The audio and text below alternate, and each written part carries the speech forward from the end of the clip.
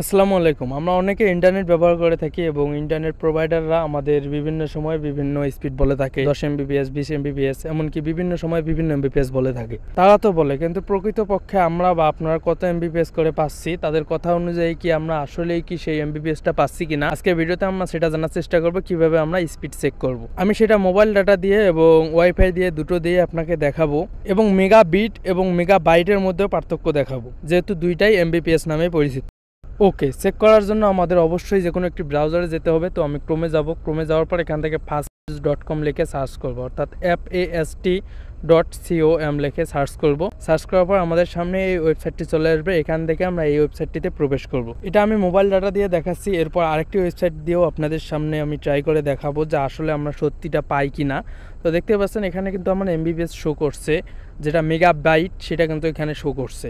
তো দেখতে পাচ্ছেন আমার ডাটার স্পিড কিন্তু অলরেডি 83, 84 এবং বিভিন্ন সময় বিভিন্নটা আসছে।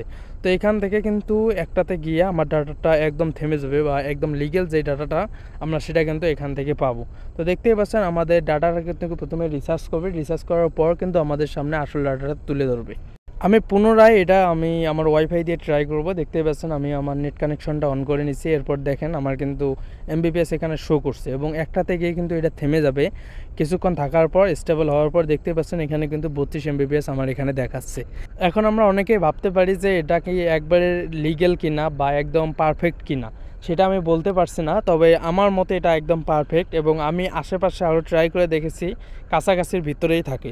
তো এখন অনেকেই বলবেন যে আসলে মেগাবিট এবং মেগাবাইটের মধ্যে পার্থক্য কী, বা আমাদের ডাউনলোড স্পিডে এত এমবিপিএস থাকে না, আরও কম থাকে, 2-3-এর ভিতরেই থাকে, কিন্তু দেখায় 32 বা 34 বিভিন্নটা দেখায়। তো সেটা নিয়েও আমি আপনাদের বলছি। এর আগে আমি আরেকটা ওয়েবসাইটে যাব, ওয়েবসাইটে যাওয়ার পর চেক করে আপনাদের দেখাবো। তো সিম্পলি আবার ক্রোমে যাব। ক্রোমে যাওয়ার পর এখান থেকে আমি সিম্পলি সার্চ করব highspeedinternet.com। তো এখানে সার্চ করার পর আমাদের সামনে এই ওয়েবসাইটটা চলে আসবে। এখান থেকে আমাদের এই ওয়েবসাইটটিতে প্রবেশ করতে হবে। তো দেখতে পাচ্ছেন আমাদের সামনে কিন্তু ওয়েবসাইটটা চলে এসেছে। এখান থেকে আমরা এই ওয়েবসাইটটিতে প্রবেশ করব। এখানে প্রবেশ করার পর এখানে কিন্তু দেখাচ্ছে আপলোডিং স্পিড এবং ডাউনলোডিং স্পিড। তো আমাদের স্পিড বিভিন্ন সময় বিভিন্নটা হতে পারে, অর্থাৎ আমাদের যে 32 এমবিপিএস দেখলেন সেটা কিন্তু আমাদের ডাউনলোড বা আপলোড স্পিড হবে না। ডাউনলোড স্পিডও কমে আসবে এবং আপলোড স্পিডও কমে আসবে। তো সিম্পলি আমি এখানে যদি ক্লিক করে দিই, দেখতেই পাচ্ছেন এখানে আপলোডিং এবং ডাউনলোডিং দুইটাই কিন্তু আমাদের সামনে ভেরিফাই হওয়ার পর কিন্তু আমাদের সামনে সেটা শো করবে। তো দুইটাই শো করতেছে। তো এখান থেকে আমরা বুঝতে পারবো আমাদের ডাউনলোড স্পিড এবং আমাদের আপলোড স্পিড কতটা হতে পারে। তো অলরেডি দেখতেই পাচ্ছেন এখানে কিন্তু আমাদের ডাউনলোডিং স্পিডটা দেখিয়ে দিয়েছে 2.59 এবং আপলোডিং স্পিড হচ্ছে 2.65 এমবিপিএস। এখন আমাদের মনে একটা প্রশ্ন আসতেই পারে যে আমাদের দেখায় বেশি এমবিপিএস কিন্তু এখানে আসে কম এমবিপিএস। তো এমবিপিএসের মধ্যে পার্থক্য আছে মেগাবিট এবং মেগাবাইট। এখানে হিসাব হচ্ছে 8 মেগাবিটে 1 মেগাবাইট হয়। তো এখানে যদি 32 মেগাবিট থাকে তাহলে কিন্তু এটা হবে আমাদের 4 মেগাবাইট, অর্থাৎ আমাদের ডাউনলোড স্পিড 4 মেগাবাইট হতে পারে। এখানে এক একটা ওয়েবসাইটে এক একটা শো করছে, আরও অনেক ওয়েবসাইট আছে, আপনারা চাইলে সেটাতেও ট্রাই করে দেখতে পারেন। একদম লিগেলটা না পেলেও কাছাকাছি আসবে।